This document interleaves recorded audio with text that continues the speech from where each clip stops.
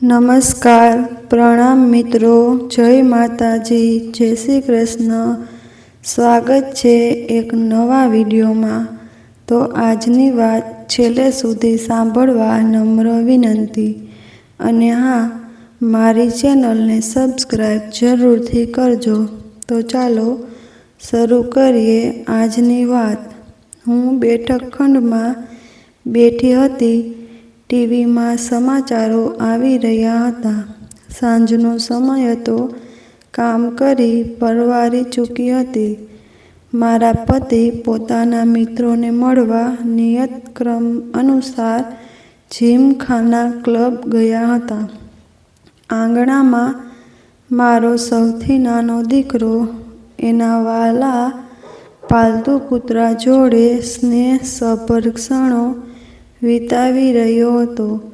હું એને ધ્યાનથી બેઠક ખંડમાંથી એકીટસે નિહાળી રહી હતી.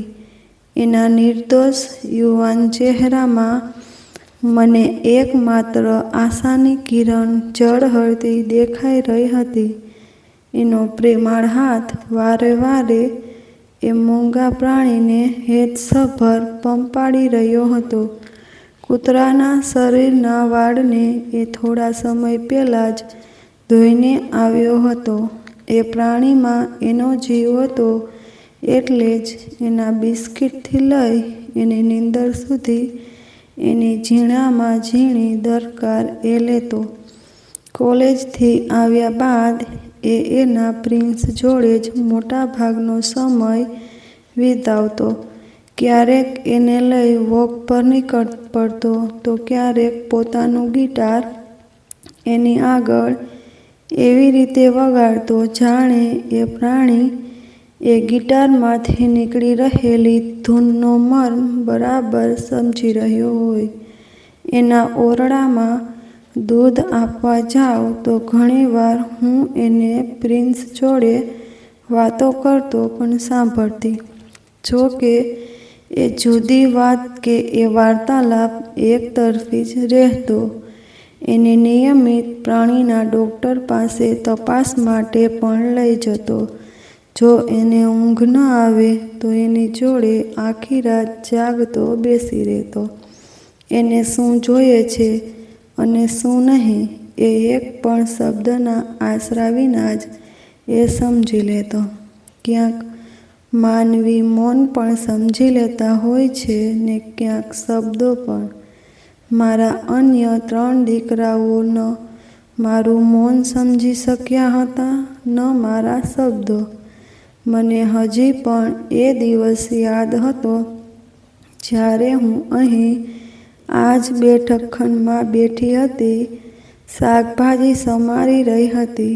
મારા પતિ પણ હાજર હતા. ભારતીય ક્રિકેટ ટીમ જીતી રહી હતી એ વાતનો ઉત્સાહ એમની ટીવી પર ચોંટેલી ચશ્માવાળી આંખોમાં સ્પષ્ટ દેખાઈ રહ્યો હતો. મારો મોટો દીકરો એ દિવસે થોડા ખચકાટ જોડે બેઠક ખંડમાં પ્રવેશ્યો હતો. એના શરીરના હાવભાવો પરથી જ હું કળી ગઈ હતી કે કશુંક તો અસામાન્ય હતું. થોડો સમય તો એ મેચ નિહાળવાનો ડોળ રચી રહ્યો. વચ્ચે વચ્ચે મને પણ અચૂક તાકી લેતો. પછી ટેબલ પરના જગમાંથી 2 ગ્લાસ પાણી ગટગટાવી ગયો. હાથ પગ નિષ્ક્રિય હલનચલન કરી રહ્યા હતા. હું ઉપરથી નીચે સુધી એનું સૂક્ષ્મ નિરીક્ષણ કરી રહી હતી. એ વાતની એને ખબર હતી. એની મને બરાબર ખબર હતી. મમ્મી, પપ્પા, આઈ એમ લીવ ઇન લવ. હિંમત ભેગી કરી એણે એક ક્ષણમાં ધડાકો કરી મૂક્યો. મારા હાથમાંની છરી શૂન્ય થઈ ગઈ. મારા પતિના ચશ્મા આંખ ઉપરથી ખસી હાથમાં આવી પડ્યા. એમના ચહેરા ઉપર ભારતીય ક્રિકેટ ટીમની વિજયની ખુશી કરતાં પણ વધુ વિશિષ્ટ આનંદ ઉલ્લાસ છવાઈ ગયો. Who is the lucky girl? મારા પતિ જે ટાઢા મનથી વાત કરી રહ્યા હતા એ જોતાં હું સ્તબ્ધ જ રહી ગઈ. પણ એ જે નામ ઉચ્ચારવાનો હતો એની મને પૂર્વ ખાતરી હતી. એ વાતની સાંત્વના થકી મને ધીરજ ધરવામાં સરળતા રહી. હું જાણતી હતી કે એ નામ ઝંખના હતું, અમારા પાડોશીની દીકરી. ઝંખના મારી આંખો સામે ઉછરી હતી, અત્યંત શાંત, સરળ સ્વભાવની, માતા પિતાની એકની એક દીકરી, ભણવામાં હોશિયાર, રાંધણકળામાં પાવરધરી, અત્યંત સરકારી અને સુસંસ્કૃત. મેં તો મનોમન એને પોતાની વહુ જ બનાવી લીધી હતી. બંને બાળપણમાં જોડે આંગણામાં રમતા હોય ને હું ન જાણે કેટલાય સ્વપ્નાઓ સેવી લેતી. આયુષને પણ એની જોડે રમવાનું ઘણું ફાવતું. બંને કદી લડતા ઝઘડતા નહીં. એકબીજાના રમકડાઓ હળીભળીને રાજી ખુશી વહેંચી લેતા. વાર તહેવારે ઝંખના તો અમારા ઘરે જ હોય. જાણે આ જ ઘરની દીકરી ન હોય. એના માતા પિતા જોડે આમ તો ઝંખના સંબંધી અમે કોઈ વાત છેડી ન હતી, ન એ લોકોએ કદી આગળથી કોઈ ચર્ચા છેડી હતી. પણ કેટલીક વાતો કહેવાની કે જણાવવાની હોતી નથી, એ તો સમજી જ લેવાની હોય. ઝંખના મારા માટે દીકરાની વહુ બની મારા ઘરમાં આવશે એ વાત પણ એ જ પ્રકારની હતી. શાકભાજીની થાળી બાજુ પર કરી હું ઊભી થઈ. આયુષને ગળે લગાવી લીધો. બોલ, ક્યારે વાત કરવા જઈએ? આયુષે તો હર્ષમાં મને ખોળામાં જ ઊંચકી લીધી અને ગોળ ગોળ ચક્કર પણ કપાવ્યા. ઓહ મમ્મી, આઈ લવ યુ. હું જાણતો જ હતો તું મને સાથ આપીશ. તારાથી વધુ મારા મનને કોણ સમજે? જ્યારે મને સોફા પર બેસાડી તો હજુ પણ મગજમાં ચક્કર ચડી રહ્યા હતા, એટલે ઉતાવળમાં પોતાનો મોબાઈલ ખિસ્સામાંથી નીકાળ્યો અને ફોટો ગેલેરીમાંથી એક તસવીર ખોલી મોબાઈલ એના પપ્પાના હાથમાં થમાવી દીધો. હું કશું સમજી શકું એ પહેલાં એના પપ્પાએ પૂછ્યું, શું નામ છે? મારા મનમાં ધ્રાસકો પડ્યો. હું હેરત જોડે આયુષને તાકી રહી. એણે લજાઈને કહ્યું, મયુરી. મારી ઓફિસમાં કામ કરે છે. આપણા પાડોશમાં શ્રીકાંત સાહેબ રહે છે. એમના દૂરના સંબંધીની દીકરી છે. એ જ સમયે ટીવી ઉપર રમાતી મેચમાંથી ધારદાર ચીસો ગુંજી ઉઠી. How's that? અમ્પાયરે હવામાં એક આંગળી ઉપર ઉઠાવી અને ભારત જીતી ગયું. મારા પતિ અને મારો દીકરો ખુશીથી નાચી ઉઠ્યા, બમણી ખુશીથી. મારો ચહેરો તદ્દન મેચ હારેલી ટીમના ખેલાડીઓ જેવો જ ઉતરેલો હતો અને હું પણ એમની જેમ જ લાચારી જોડે આંખો સામેનો હર્ષોલ્લાસ ચહેરાના સપાટ હાવભાવો જોડે નિહાળી રહી હતી. પછી શું? મયુરી થોડા જ સમયમાં ઘરમાં પ્રવેશી, પરંતુ એ આયુષની પસંદગી હતી, મારી નહીં. હું જ્યારે પણ ઝંખનાનો ઉતરેલો ચહેરો નિહાળતી કે એના માતા પિતાની આંખોમાં હેરતભર્યા મૌન પ્રશ્નોની શ્રેણી નિહાળતી, ત્યારે તો મારા મનની દાજ પરાકાષ્ઠાએ પહોંચી જતી. આયુષ જોડે ઠઠ્ઠા મસ્કરી કરતી એ મોડી રાતે ઘરમાં પ્રવેશતી ત્યારે હું બેઠક ખંડમાં જ એની રાહ જોતી હોઉં. અને પછી આયુષ આટલું મોડું થાય તો એક કોલ કરીને જણાવી તો દેવાય ને બેટા. તને ખબર છે હું ચિંતામાં જમી પણ નહીં. મારું ઇમોશનલ બ્લેકમેલિંગ મયુરીના આનંદ જગત પર કાતર ફેરવી નાખતું અને એના ચહેરા પર ફરી વળતા અપરાધ ભાવો મારા મનને અનેરો સંતોષ અર્પી દેતા. આયુષ મને પોતાના હાથે જમાડતો અને એ શયનખંડમાં એની રાહ જોતી રહેતી. મારું મન અંદરથી ગદગદ થઈ રહેતું. ઓફિસેથી આવીને એ ઉતાવળ જોડે રસોડામાં પ્રવેશતી. મમ્મી, હું મદદ કરું? હું નાકનું ટેરવું ચડાવી કહી દેતી. જરૂર નથી, ઝંખના આવવાની છે. ઝંખના આવતી અને એની જોડે, બેટા આ આપને, પેલું આપને, કૂકર ખોલી નાખ, આ ચાખી જો. તો હું વ્યસ્ત હોઉં એનાથી વધુ વ્યસ્ત હોવાનો દેખાવ કરતી. જાણે મયુરી તો ત્યાં હોય જ નહીં એમ. થોડા સમયમાં જ એનો જીવ રૂંધાઈ ઉઠતો અને એ રસોડાની બહાર તરફ નિરાશ ડગલે જતી રહેતી. એ સમયે મારી આત્મા તૃપ્તિની અનુભૂતિ કરતી. ખબર નહીં એ આયુષને ફરિયાદ કરતી કે નહીં, પણ આયુષ જ્યારે જમવાના ટેબલ પર હોય ત્યારે મને ગંભીરતાથી જોતો રહેતો. કશું બન્યું જ ન હોય એમ હું એની થાળીમાં દાળ મૂકી દેતી. આ ચાખી તો જો, ઝંખનાએ બનાવી છે. એની રસોઈ કલાના તો જેટલા વખાણ કરીએ એટલા ઓછા. એ સમયે મયુરીનો ચહેરો જોવાલાયક હોય. દિવસે ને દિવસે મયુરી પ્રત્યેની મારી તૃષ્ણા વધતી જ જતી હતી. મારું ચાલે ને તો હું એનો બધો સામાન ઉંચકીને ઘરની બહાર ફેંકી આવું, પણ એ માટે કોઈ કારણ તો જોઈએ ને. એની નાનામાં નાની ને ઝીણામાં ઝીણી ભૂલોને હું બિલોરી કાચ વડે શોધતી રહેતી. પૂજા કરવા માટે એ કેમ મોડી પહોંચી? ઓફિસેથી પરત થતાં એણે ખરીદેલા ઘરના સામાનમાં કયો સામાન એ ભૂલી ગઈ. ટોસ્ટરની સ્વિચ ઓન રાખીને જતી રહી. સંબંધીના બેસણામાં ન આવી. ખીચડીમાં વધારે ઘી વાપરે છે, વગેરે વગેરે. એ અકળાતી, ખૂબ અકળાતી.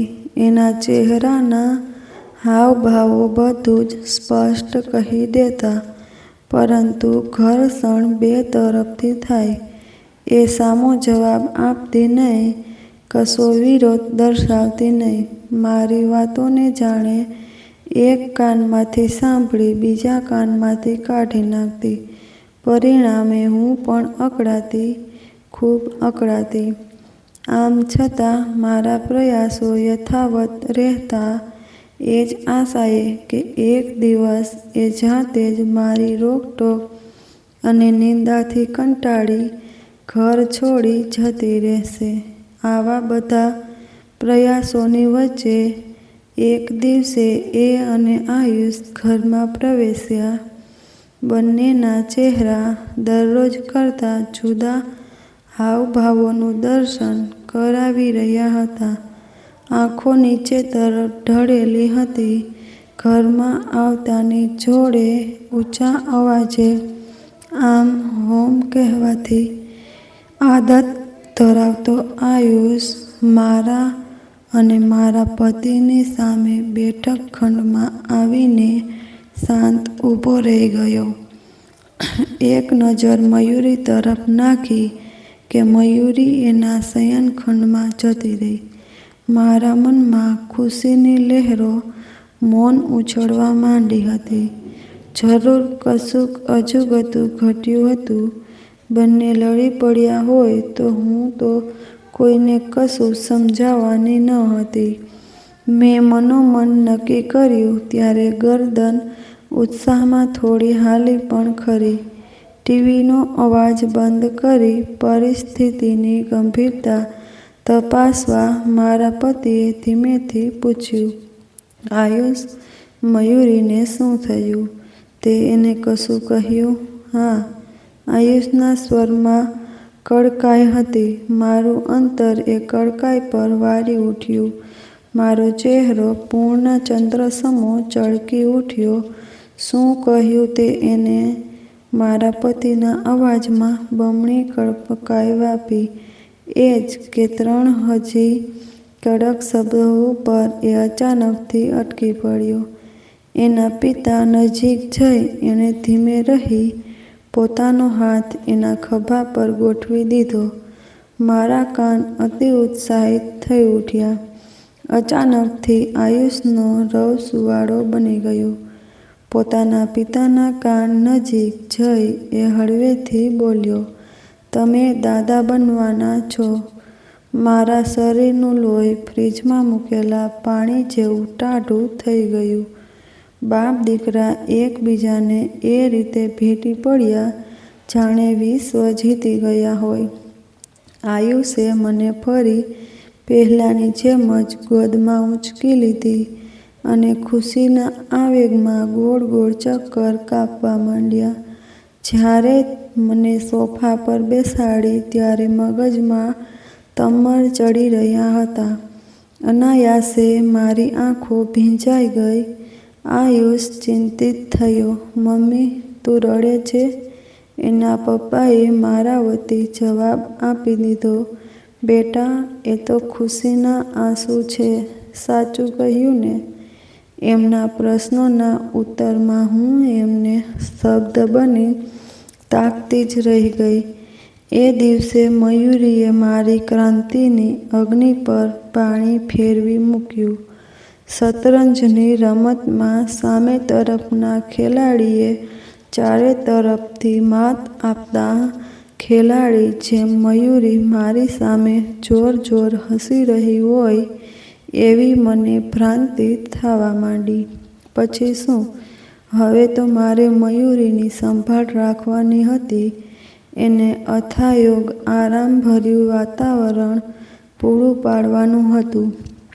આયુષ વ્યસ્ત હોય તો ગાયનિક પાસે લઈ જવાની હતી. એ મને દાદી બનવાનું સુખ આપવાની હતી. એટલે એને સુખી રાખવાની જવાબદારી મારા ખભે આવી પડી હતી. કેટલીક ફરજો આપણે નિભાવવાની જ હોય છે. એમાંથી છુટકારો શક્ય નથી. મારો પણ છુટકારો શક્ય ન હતો. મેં હથિયાર નાખી દીધા હતા, પણ હજી પણ મનના ખૂણામાં કોઈ છુપી દાજ થાક્યા વિના ચૂપચાપ એની ફરજ નિભાવી રહી હતી. એટલે મયુરી માટેની દરેક ફરજ નિભાવ્યા બાદ પણ બધી પ્રક્રિયાઓ યાંત્રિક ઔપચારિકતાનો જ અનુભવાઈ રહી હતી. એ ઔપચારિકતાના ભાર નીચે કચડાયેલી મારી આત્મા ક્ષણ ક્ષણ ગુગળાઈ રહી હતી. એવા જ એક ભારે દિવસે હું ડાઇનિંગ ટેબલ ઉપર મારા પતિ, મારો દીકરો, ગર્ભવતી વહુ અને અન્ય 3 દીકરાઓ જોડે ભારે હૈયે જમણ કરી રહી હતી. બધા મૌન જમણ કરવામાં વ્યસ્ત હતા. મારી સામેની ખુરશી ઉપર મયુરી હતી. એને નિહાળ્યા બાદ વારે ઘડીએ ઝંખનાનો ચહેરો આગળ તરી આવતો હતો. અંતરની ગૂંગળામણ અસહ્ય બની રહી હતી. અચાનક મારી નજર મારા બીજા ક્રમાંક દીકરા ઉપર ઠરી. મનમાં કોઈ અણધાર્યો વિસ્ફોટ થયો હોય એમ મારા ચહેરા ઉપર એક મોટું સ્મિત ફરકી ઉઠ્યું. મને એની તરફ અચાનક સ્મિત જોડે નિહાળતા જોઈ એ મને શંકાની દ્રષ્ટિએ જોઈ રહ્યો. ત્યારબાદ એણે એક દ્રષ્ટિ ડાઇનિંગ ટેબલ પર જમી રહેલા પરિવારના સભ્યો તરફ નાખી.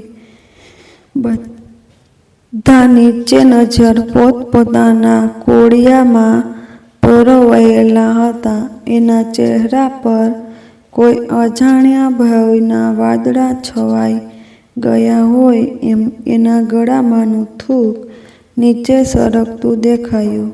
મારી નજર હજી પણ એની ઉપર કેન્દ્રિત હતી, પરંતુ મારો પ્રશ્ન મારા પતિ માટે હતો. આપણે આરવ માટે ઝંખનાનો હાથ માંગીએ તો કેવું? એક ક્ષણે આરવ ગળામાં કશું અટકી ગયું અને એને ખાંસીનો ઉભરો આવ્યો.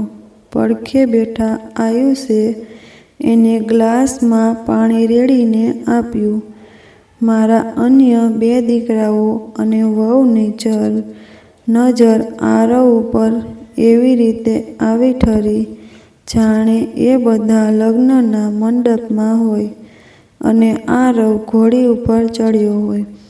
મારા મનમાં ઉગી નીકળેલા વિચારના બીજને મારા પતિ થકી પોષણ મળે એ આશ જોડે હું એમને ઉત્તેજનાભર્યા હાવભાવો જોડે નીરખી રહી. એમની નજર પણ આરવ પર જ હતી, પરંતુ એમના જવાબની દિશા મારા તરફ હતી. વિચાર તો સારો છે, પણ એકવાર આરવને પૂછી લે. એકવાર મેચ હારી ગયા પછી ખેલાડીઓ બીજી મેચમાં પ્રાણ રેડી મંડી પડ્યા હોય એમાં આ વખતે તો હું હાર જ ન માનીશ એવી ધગશ અને હઠના બમણા પ્રવાહમાં વહી રહેલા મારા કઠણ શબ્દો ડાઇનિંગ ટેબલના વાતાવરણમાં વરાળ માફક ફરી વળ્યા. એમાં આરવને શું પૂછવાનું હોય? એ આયુષ જેવો નથી. માતા પિતાની મરજી એના માટે ઈશ્વરની મરજી છે. એ ત્યાં જ લગ્ન કરશે જ્યાં એની મમ્મી કહેશે. હવે તો એની નોકરી પણ સ્થાયી થઈ ગઈ છે, સારું એવું કમાય છે. ઝંખનાના માતા પિતા હા જ પાડશે. દીકરી આંખની આગળ રહે એ સિવાય માતા પિતાને બીજું શું જોઈએ? જ્ઞાતિમાં દીવો લઈને નીકળે તો પણ મારા આરવ જેવો વર એમને ન મળે. કેમ આરવ? મેં આરવને પ્રશ્ન પૂછ્યો ત્યારે મારા ચહેરા પર એક પહોળું સ્મિત હતું, પરંતુ મારી આંખો એને રહેસી રહી હતી. એનાથી સામો ઉત્તર ન આપી શકાય એ માટે મારા શરીરના કડક હાવભાવો મક્કમ પહેરો ભરી રહ્યા હતા. મેં એક નજર મારા પતિ તરફ કરી. એમની નજર મારી વહુ પર ચડાઈ. મારી વહુએ નીચી નજર ઢાળી સૂપ ફરીથી પીવા માંડ્યું. આરવને ફરીથી ખાંસીનો ઉભરો આવ્યો. પડખે બેઠો આયુષ હળવે હાથે એની પીઠ થપથપાવવા માંડ્યો. મારું મન વિજય પતાકા લહેરાવી રહ્યું. ઝંખનાનું કુટુંબ રજાઓ ઉજવી 2 અઠવાડિયામાં પરત થવાનું છે. તેઓ પરત થાય કે હું વાત આગળ વધારી દઉં. ડાઇનિંગ ટેબલ ઉપરથી ફક્ત કાંટા અને ચમચીના અવાજો આવી રહ્યા હતા. મારું વિધાન સર્વનામું તે સ્વીકારાઈ ચૂક્યું હતું. પછી શું? ત્યારબાદ 15 દિવસો અત્યંત ઉત્સાહમાં પસાર થયા. રાત્રિઓ પહેલાંની જેમ ચેનસભર ઊંઘમાં વીતી. જાણે મન પરથી કોઈએ મણ જેટલો ભાર હળવો કરી મૂક્યો. મેં ઘણી બધી ખરીદીઓ કરી. મન ભરીને મીઠાઈઓ તૈયાર કરી. વેવિશાળનું મેન્યુ મારા પતિ જોડે નક્કી કરી નાખ્યું. કયા હોલમાં વેવિશાળ થશે એ અંગે ચર્ચા વિચારણા કરી નાખી. ઝંખના વહુ બની ઘરમાં આવવાની હતી. એના માટે એક ઓરડો ખાસ રેનોવેટ કરાવવાની યોજના પણ ઘડી નાખી. જે સાંજે ઝંખનાનું પરિવાર ઘરે પરત થવાનું હતું એ આખો દિવસ મારી નજર પ્રાંગણની બહાર તરફના માર્ગ ઉપર વારે વારે ડોકાઈ જતી હતી. એક એક ક્ષણ વિતાવવી અઘરી થઈ રહી હતી. સાંજે જ્યારે બહારના માર્ગ ઉપર ઓટો રિક્ષાનો અવાજ સંભળાયો ત્યારે હું રસોડામાં હતી. લોટવાળા હાથ જોડે જ હું બહાર ખસી આવી. ઓટો રિક્ષામાં ઝંખનાની ઝાંખી મેળવવા હું અધીરી થઈ. મારા આશ્ચર્ય વચ્ચે એ ઓટો રિક્ષામાંથી આરવ ઉતર્યો. એના ગળામાં ફૂલોની હારમાળા હતી. એની પાછળ એક યુવતી પણ ઓટો રિક્ષામાંથી નીચે ઉતરી આવી. એના ગળામાં પણ એવી જ એક ફૂલોની હારમાળા હતી. યુવતીના હાથમાં લાલ બંગડીઓ હતી. ગળામાં તાજું બંધાયેલું મંગળસૂત્ર અને શેથામાં સિંદૂર પૂરાયેલું હતું. આરવે મને આયુષની જેમ ગોદમાં ઉઠાવી નહીં, ન તો મને ઊંચકી ગોળ ગોળ ચક્કર કપાવ્યા. આમ છતાં મારા મગજમાં તમર ચડી ગયા અને હું પ્રાંગણની દાદરો પર ફસડાઈ પડી. પછી શું આરવની પસંદગીની યુવતી જોડે એણે મંદિરમાં ફેરા ફરી લીધા હતા. મારા તરફથી જ નહીં, યુવતીના પરિવાર તરફથી પણ મંજૂરી મળવાની શક્યતા ન હતી. એટલે મંજૂરી મળે જ કઈ રીતે? આંતરજ્ઞાતિ લગ્ન કઈ નાની સૂની વાત કહેવાય? મારું અંતર તો જાણે બેસી જ પડ્યું હતું. 1 વર્ષ સુધી બબાલ થઈ. યુવતીના ઘરવાળાઓએ યુવતીને ઉપાડી જવાનો આરવ ઉપર આરોપ મૂક્યો. પોલીસ ફરિયાદમાં કરી. પોલીસ ઘરે આવી. એ તો યુવતી પોતાની જોડે પોતાના ડોક્યુમેન્ટ લઈને આવી હતી. એટલે એ બાલિગ હતી અને લગ્ન એની મરજીથી થયા છે એ સાબિત કરી શકાયું. નહીંતર સમાજમાં મારી અને મારા પરિવારની સચવાયેલી આબરૂના જાણે કાકરા થઈ ગયા. લગ્ન સમારંભોમાં કે અન્ય સામાજિક પ્રસંગોએ લોકોની નજરો અમને રહેસવા લાગી. વાત વાતમાં વ્યંગ કે મશ્કરીના આવરણમાં સંભળાતા મેહણા ટોણાથી હું અંદરથી ભાંગવા લાગી. શ્રીમતી વ્યાસે એમના દીકરાના લગ્નના રિસેપ્શનમાં તો મારી નવી વહુનું નામ પૂછવાને બદલે એની જ્ઞાતિના કુરિવાજો અંગે નફટાઈથી પ્રશ્નો કર્યા. જો કે એમનો દીકરો તો વિદેશી વહુ લાવ્યો હતો, પણ ગ્રીન કાર્ડ આપનાર જ્ઞાતિને તો સમાજના અહોભાવથી જ નિહાળતો હોય છે. એમની સંસ્કૃતિને પ્રશ્ન કરવાની હામ કોઈ ભરે ખરું?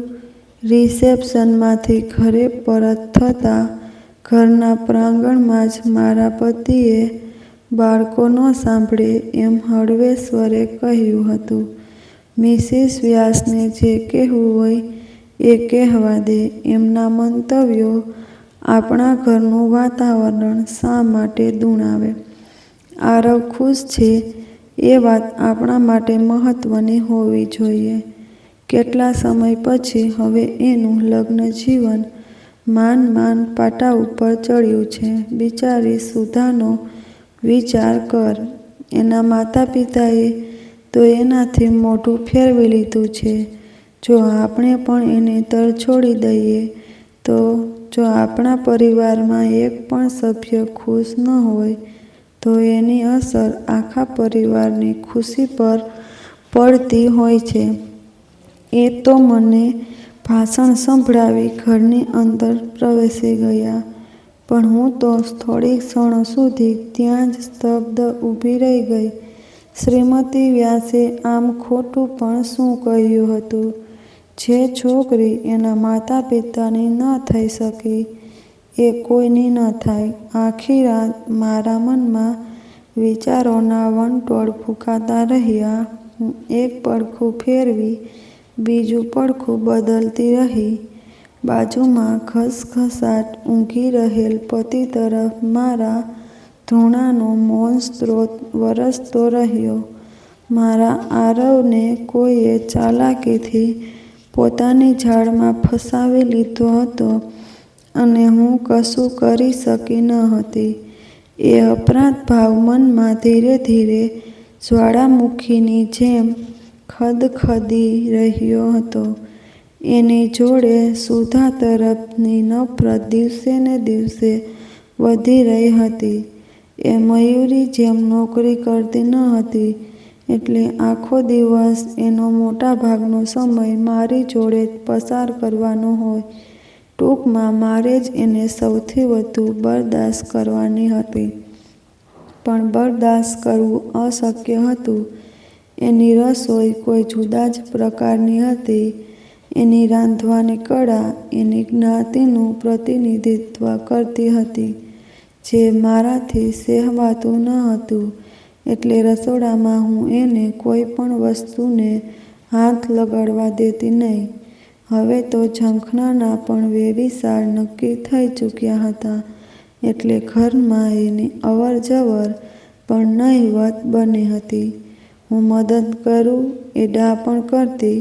હું નાકનું ટેરવું ચડાવી સીધું કહી દેતી, ના, જરૂર નથી. મારી મયુરી સાંજે આવીને મદદ કરી નાખશે. એનો ચહેરો ઉતરી પડતો. એના ઉતરેલા ચહેરા થકી મારા મનને અદમ્ય તૃપ્તિ થતી. મંદિરે જવાનું હોય તો હું મયુરીને લઈ નીકળી પડતી. ખબર નહીં કેમ, પણ સુધાના આવ્યા બાદ મને ધીમે ધીમે મયુરી હવે ગમવા માંડી હતી. કદાચ એ પહેલાં મેં એને ધ્યાન દઈ ઓળખવાનો પ્રયાસ જ કર્યો ન હતો, પરંતુ સુધાના આવ્યા બાદ મારું ધ્યાન મારી ગર્ભવતી વહુ પર જ ઓળખોળ રહેતું. એને લાડ અને પંપાળ કરાવવા મને અનેરો આનંદ મળતો. એ દરેક રીતે મારા સ્નેહ અને વાત્સલ્યની હકદાર તો હતી. એ અમારી જ્ઞાતિની હતી. અમારી પરંપરાઓ, રીત રિવાજો અને સંસ્કૃતિથી સંપૂર્ણ પરિચિત પણ હતી અને એને અનુસરતી પણ હતી. એની જોડે સામાજિક પ્રસંગોમાં હાજરી આપવાથી મન રાજીરેણ રહેતું. એની જોડે હોઉં ત્યારે બધાની નજર મારા માટે પહેલાં જેવા જ માન સન્માન મને નિહાળવા મળતા. ઉપરાંત એ મને દાદી બનવાનું સુખ આપવા જઈ રહી હતી. મારા ઘર જોડે એ કેટલી સહજતાથી ભળી ગઈ હતી. એની ટેવો, આદતોમાં કોઈ પણ ભાતિગત કે પ્રાંતિગત ભિન્નતા ન હતી. ટૂંકમાં મને મયુરીની અંદર મારી જ છબી દેખાતી. એની તરફનો પ્રેમ, એની લાગણીઓ સુધાને એ આડકતરો સંદેશો પણ અચૂક આપતી કે મારા ઘરમાં કે હૃદયમાં એ કદી મયુરી જેવું સ્થાન બનાવી જ ન શકે. આરવ બધું જાણતો હતો. મારી આગળ તો એ જીભ ઉપાડતો નહીં, પણ પિતાની જોડે એકાંતમાં મારી ફરિયાદો જરૂર કરતો. એટલે તો એની જોડે બહારથી આવ્યા બાદ મારા પતિ શયનખંડમાં એકાંતમાં એ રાતે સુધા પ્રત્યેના વલણ વર્તન અંગે મને લાંબા લચક ભાષણ સંભળાવતા. હું કાન પર ઓશીકું મૂકી ઊંઘી જતી. મયુરીએ બાળકીને જન્મ આપ્યો ત્યારબાદ તો મેં એને ઘરની રાણી જ બનાવી મૂકી. એક પણ કામ એણે હાથ લગાડવાનો ન હોય. એને બધું એના ઓરડામાં જ મળતું. એને અને આયુષને કદી એકલા ફરવા જવું હોય તો હું મારી પોતરીને રાજી ખુશીએ દેખરેખ પણ રાખતી. મયુરીના માતા પિતાને અવારનવાર ઘરે જમવાના આમંત્રણ મળતા અને અમે પણ ઘણીવાર એમના ઘરે આમંત્રિત થતા. સુધાના ઘરવાળા તો એનું મોઢું પણ જોવા ઈચ્છતા ન હતા ને હું પણ. આ બધી ઘટનાઓ વચ્ચે મારો ત્રીજા ક્રમાંકનો દીકરો સુમિત કામ કરવા માટે વિદેશ જતો રહ્યો. મને એની ઘણી ચિંતા રહેતી.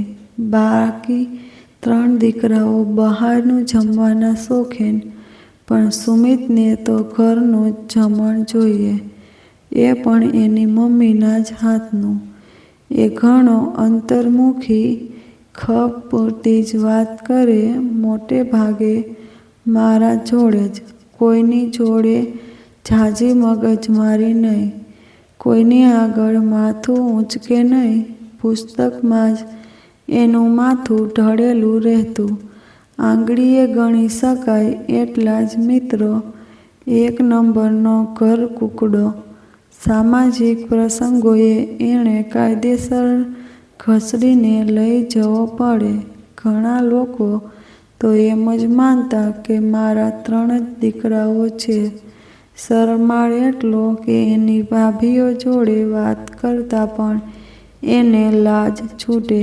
આમ તો એ દર સાંજે ત્યાંથી 5 મિનિટ માટે વિડીયો કોલ કરતો, પણ દીકરાને આંખોની આગળ જોવું અને કેમેરાના આશરે જોવું, એમાં ધરતી અને આપ જેટલો તફાવત. મારું માતૃસહજ હૈયું દર ક્ષણ એની ચિંતામાં ઘેરાયેલું રહેતું. એટલે 5 મિનિટના એ કોલ દરમિયાન હું 5000 પ્રશ્નો પૂછી કાઢતી. જમ્યો કે નહીં? કેવું જમણ મળે છે ત્યાં? ભૂખ્યો તો નથી રહેતો ને? બરાબર ઊંઘે છે ને? નવા મિત્રો બનાવ્યા કે નહીં? વગેરે વગેરે. એ ટૂંકમાં ઉત્તર આપતો ખરો, પણ એ ઉત્તરો મને સંતોષ આપી શકતા નહીં. મને એની લગ્નની ચિંતા સતાવ્યા કરતી. દર વખતે હું એને લગ્ન અંગે પૂછતી, પણ એને જાણે લગ્ન કરવાની કોઈ ઉતાવળ જ ન હોય એમ એ જવાબ ટાળી દેતો. મારી ચિંતાઓનો માતૃબોજ વધી જતો. એવા જ એક ફિકરભર્યા વિડીયો કોલની પૂર્ણાહુતિ પછી હું રસોડામાં પ્રવેશી કે મારી આંખો સામેનું દ્રશ્ય જોઈ હું ખિન્ન થઈ ઉઠી. મારી ભ્રૂકુટી તણાયેલી નજર જોડે ઉપર તરફ ખેંચાઈ. સુધા રસોડામાં હતી. એણે પ્રેશર કુકરનું ઢાંકણું ખોલી નાખ્યું હતું. દાળ માટે એ વઘાર કરવાની તૈયારી કરી રહી હતી. મારી રીસ દાળનું સ્વરૂપ ધારણ કરી બેઠી, જેના થકી આખું ઘર ગુંજી ઉઠ્યું. કેટલી વાર કહ્યું છે કે મારા કામોને અડકવું નહીં. એના હાથ ધ્રુજી ઉઠ્યા. પણ મમ્મી, તમે ફોન પર હતા અને મયુરી ભાભી પણ ઘરે નથી. ઘણી સીટીઓ વાગી ગઈ હતી. તમે કોલમાં વ્યસ્ત હતા તો મને થયું તમે ભૂલી ગયા. એના શબ્દો મારી આંખોની કીકીઓનું કદ નિહાળી આગળ વધતા અટકી પડ્યા. મેં તારી મદદ માંગી. ખોટું ડહાપણ કરવાની કોઈ જરૂર નથી. નીકળ અહીંથી. વિડીયો કોલમાં એક તો સંતોષકારક ઉત્તર મળ્યો ન હતો, અને એમાં સુધા મારા રસોડામાં મારી અસહ્યતા પરાકાષ્ઠાએ પહોંચી હતી. મમ્મી, બહુ થયું હવે. This is not fair. એ બિચારી તમારી મદદ કરી રહી હતી ને તમે એની ઉપર જ ખોટા વરસવા માંડ્યા. ક્યાંનો ગુસ્સો ક્યાં ઉતારી રહ્યા છો? આરવ પોતાની પત્નીનો વકીલ બનવા આવી પહોંચ્યો હતો. મારા પતિ પણ એની પાછળ રસોડામાં પ્રવેશ્યા. મને લાગ્યું કે જાણે એને મારા વિરુદ્ધ આખી ફોજ તૈયાર કરી નાખી હોય, પણ આમ તો હું ડરવાથી રહી. મેં પણ લાંબા સમયથી મનમાં દાટી રાખેલી ભાવનાઓને કશા પણ ખચકાટ વિના ખોદી મૂકી. જોયું, મારા દીકરાને મારી વિરુદ્ધ ઊભો કરીને જ રહી. જે પોતાના માતા પિતાની ન થઈ એ કોઈની ન થાય. માલતી, મારા પતિનો અવાજ પહેલીવાર મારી પર ઊંચે ઉઠ્યો. તે પણ બધાની સામે. સુધાને લીધે. મારો પારો છટક્યો. આ ઘરમાં આવવાને આટલો સમય થઈ ગયો, હજી પણ એને અહીંના રિવાજો, પરંપરાઓ કે પ્રણાલિકાઓ અંગે કશું ભાન નથી. મારી આંખો સીધે સીધી સુધાને રહેસી રહી હતી. એની આંખોમાં ઝળહળિયા હતા. બધાની ભાવનાઓને પોતાના પક્ષમાં કરવાની સાતીર મગજની ચતુરાઈ. એ ઝળહળિયાએ ઉશ્કેર્યો હોય એમ આરવ મારી દિશામાં આવેગથી ખસી આવ્યો. મારી આંખોમાં આંખો પરોવી પિતાની જેમ જ ઊંચા અવાજમાં બોલ્યો, એ તો ત્યારે શીખે જ્યારે તમે કશું શીખવવાની તૈયારી દર્શાવો, પણ તમને તો વાતે વાતે એનું અપમાન કરવું છે. સાચી વાત તો એ છે કે તમે ઈચ્છતા જ નથી કે સુધા આ ઘરમાં રહે. હું કશું બોલી નહીં, ફક્ત એક જોરદાર થપ્પડ એના ગાલ પર મારી દીધો. એ આગળ કશું બોલ્યો નહીં. ઊંડા શ્વાસ ભરતો પોતાની પત્નીનો હાથ થામી રસોડામાંથી બહાર નીકળી પોતાના શયનખંડ તરફ જતો રહ્યો. મારા પતિએ મારા તરફ એક વેધક દ્રષ્ટિ નાખી. મારી આંખો હજી પણ ગુસ્સામાં લાલચોળ હતી.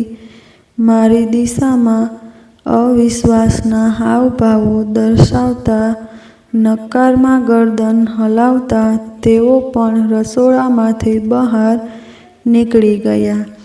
એ દિવસે મેં જાતને વચન આપ્યું કે સુધા જોડે કદી વાત ન કરીશ.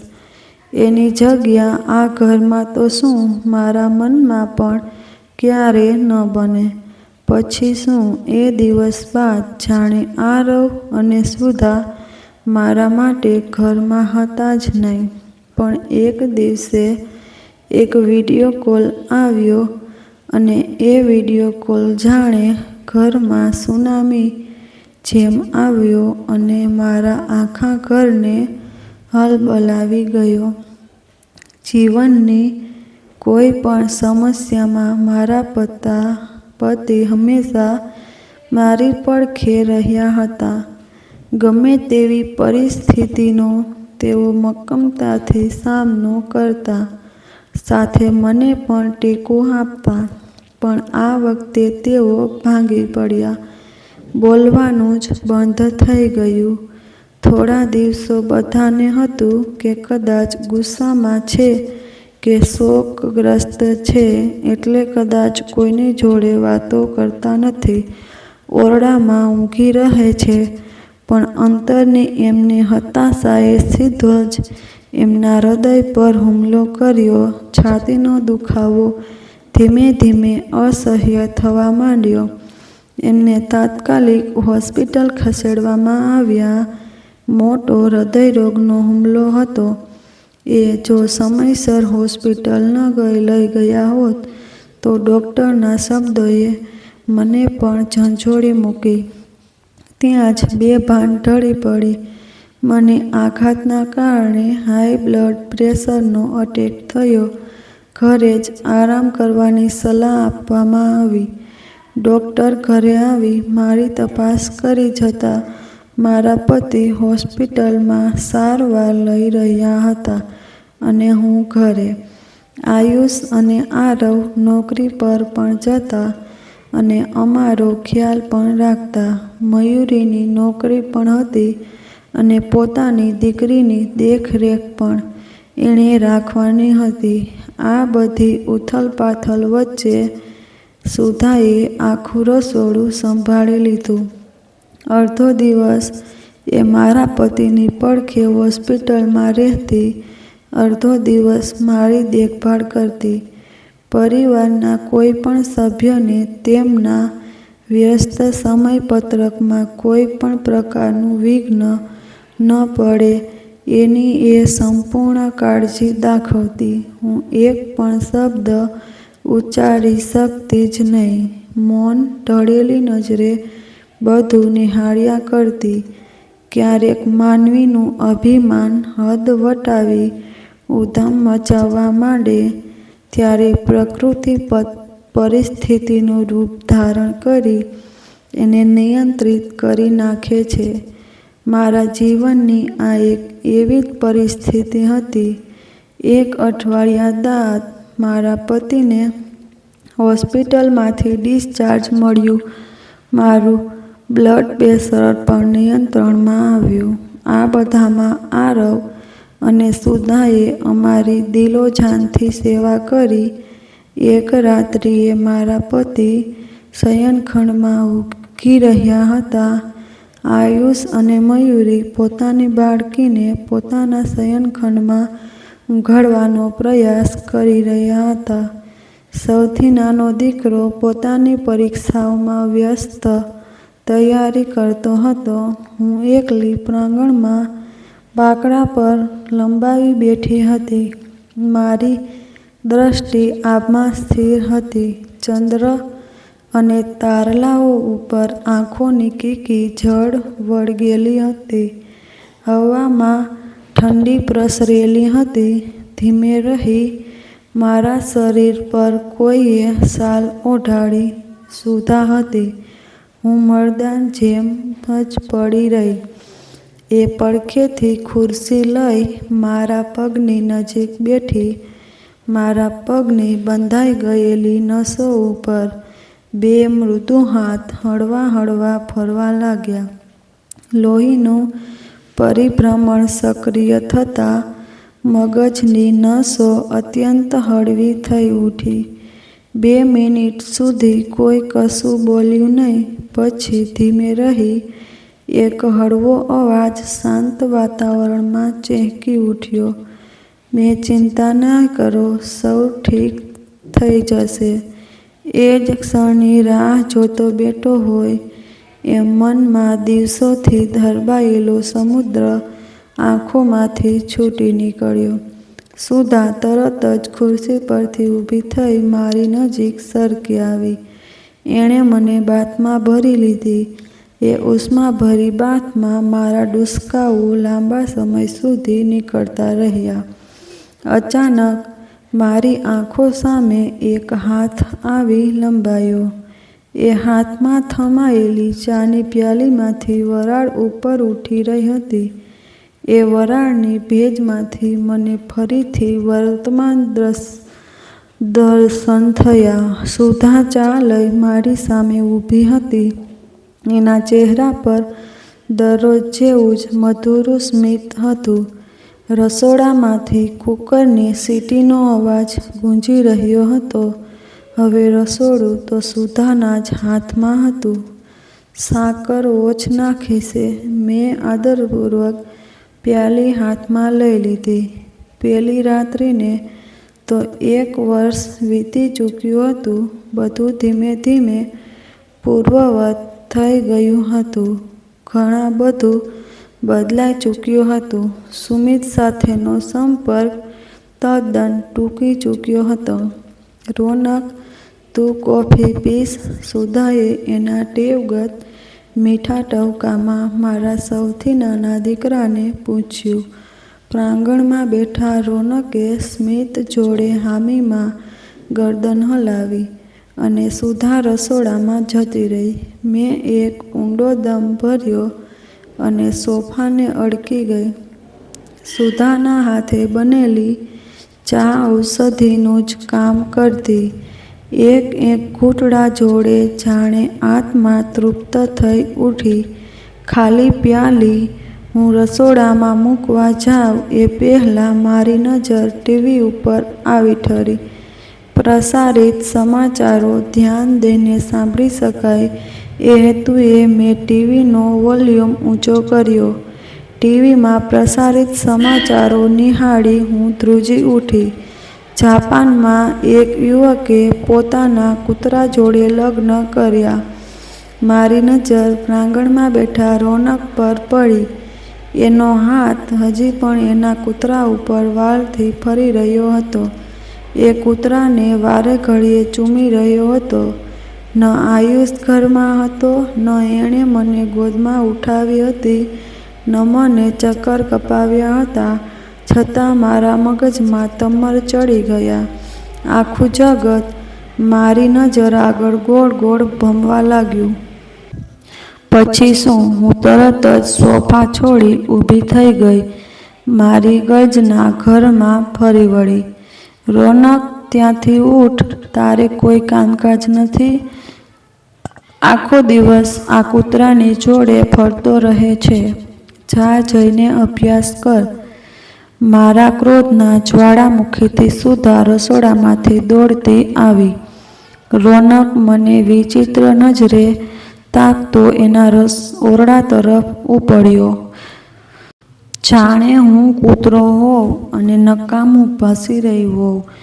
એની પાછળ એનો કૂતરો પણ પૂંછડી પટકાવતો દોરાયો. હું સુધા જોડે આંખો મેળવી શકી નહીં. ખિન્ન હાવભાવો જોડે હું મારા શયનખંડમાં જતી રહી. શયનખંડનું બારણું બંધ કર્યું અને મારો મોબાઈલ શોધવા મથી એ પથારી પર ચડ્યો. મેં મોબાઈલ હાથમાં ઉઠાવી એક ક્ષણ મનોમંથન કર્યું, પછી ધ્રુજતા હાથે આંકડા દબાવ્યા. સામે તરફથી રિંગટોન સંભળાઈ. મારું હૈયું જોર જોર ધડકવા માંડ્યું. કોલ ઉપાડવામાં આવ્યો કે મારા મોઢામાંથી અનાયાસે સુમિત શબ્દ નીકળી પડ્યો, પણ સામે તરફથી પડઘાયેલા હેલો શબ્દમાં કોઈ અજાણ્યા છોકરાનો અવાજ પડઘાયો. મારું ગળું સૂકાઈ ગયું. કપાળ ઉપર પરસેવાના ટીપાં બાજી ઉઠ્યા. મનમાં પ્રશ્ન પડઘાયો, શું આ એ જ યુવક તો નથી જેની જોડે સુમિત લગ્ન? મારું હૈયું એક ધબકાર છોડી ગયું. મારો હાથ કોલ કાપી નાખવા સજ્જ થયો કે સામે છેડેથી શબ્દો સંભળાયા, I think it's your mom. જાણે કોઈએ કોલ ઉપાડનારના હાથમાંથી તરત જ મોબાઈલ છીનવી લીધો હોય એમ સામે તરફથી એક પરિચિત અવાજ ગળગળિયા સાદમાં શીઘ્ર કાનમાં પડઘાયો, હેલો મમ્મી. મારા હોઠ કંપી ઉઠ્યા, આંખોમાં જળજળિયા ભેગા થયા અને ધ્રુજતા શબ્દો તૂટક વહી પડ્યા, તે જમી લીધું? વિડીયો સારો લાગ્યો હોય તો લાઈક અને ચેનલને સબસ્ક્રાઈબ કરજો.